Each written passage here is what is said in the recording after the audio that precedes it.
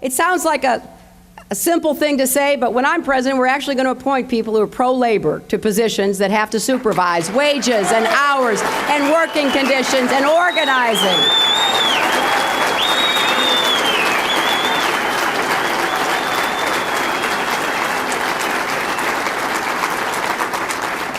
We're going to get rid of the hurdles to joining a union in the country. It is no coincidence that union membership in the private sector has declined to 8% of workers, or that wages have been stagnant. That's because we have basically shackled the union movement. And it's time we restore that balance I was referring to. The right to organize is one of the most fundamental human rights. I'm proud to be an original co-sponsor of the Employee Free Choice Act. I was proud to speak for it on the floor of the Senate.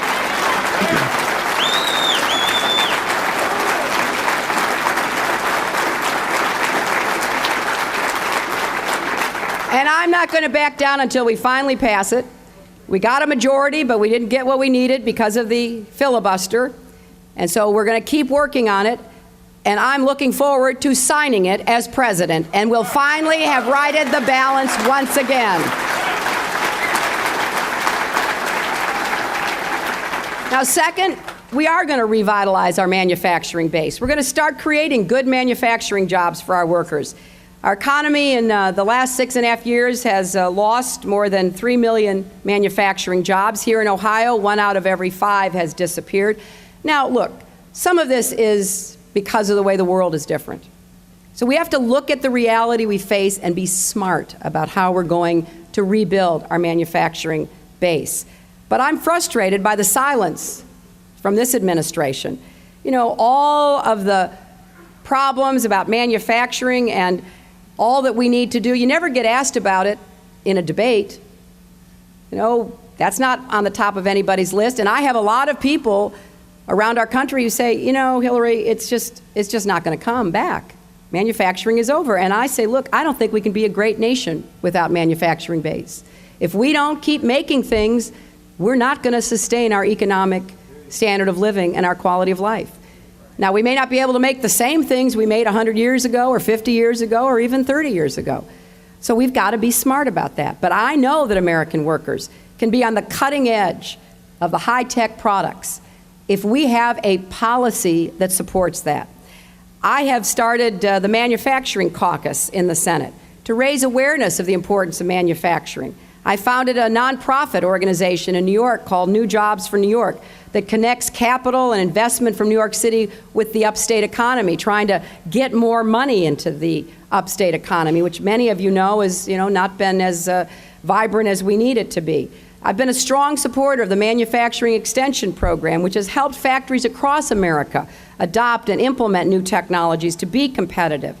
And we have an agency at the Defense Department we've had ever since the 1950s called DARPA that invested in research to help create the internet. I think we need a similar agency for manufacturing, because what we need to do is put the best minds in government, business, our colleges, universities, our unions together to try to figure out how we're going to sustain and build a manufacturing base. And it's one of the ideas that I will take to the White House. Third, we're going to create new alternative energy jobs in the 21st century. We need a new job source. During the 90s, we had telecom. Well, now we've got to regenerate our economy, and the best way of doing that is through energy and our efforts to combat greenhouse gas emissions. We've got to do this for our security, because we cannot keep sending billions of dollars overseas to regimes that turn around and use that money against us. We've got to be focused on enhancing our security. And I'll tell you, as a senator from New York, I was waiting for the president to summon us to service, to ask us for sacrifice after 9/11. I thought, well, maybe he will see that this is a time to say we've got to move toward energy independence. And he'll call every American to be more energy efficient, to conserve more, and put us on a fast track to the new green-collar jobs that will come out of a different energy future. I didn't hear that. Does anybody remember what the president asked us to do after 9/11? Go shopping. Go shopping. Now, look, I like to shop. I'm not anti-shopping. I'm pro-shopping. But I don't think that sort of ranks up there with all we have to fear is fear itself. It's not exactly a summon to be great in America and for everybody to share, sacrifice, and work together.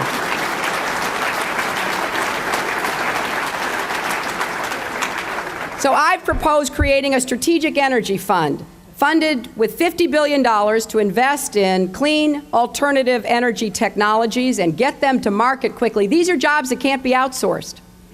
You know, if we actually move towards solar, somebody's got to climb up on that roof and put on that photovoltaic panel.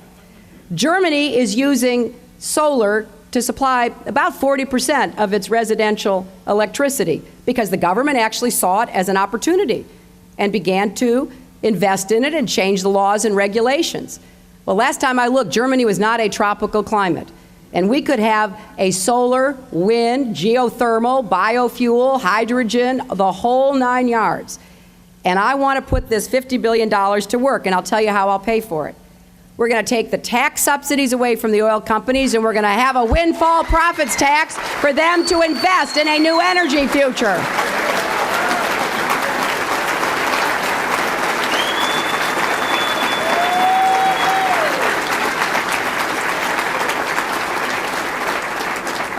You know, they've been making record profits. I mean, they're like off the charts. These are profits that nobody ever anticipated.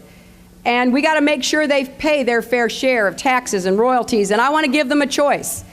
I want to tell them that, okay, you're making these humongous profits. You're either going to invest in alternatives or we're going to tax you so that we can invest in alternatives. You can be part of the solution or you can continue to be part of the problem. But we're going to put this on at the top of the nation's agenda, and to make sure we can fill those jobs, my colleague, Senator Bernie Sanders, and I have a provision in the new energy bill to fund training for green-collar jobs, jobs that involve working with renewable energy and energy-efficient technologies. Fourth, we are finally going to have universal health care for every single man, woman, and child in America.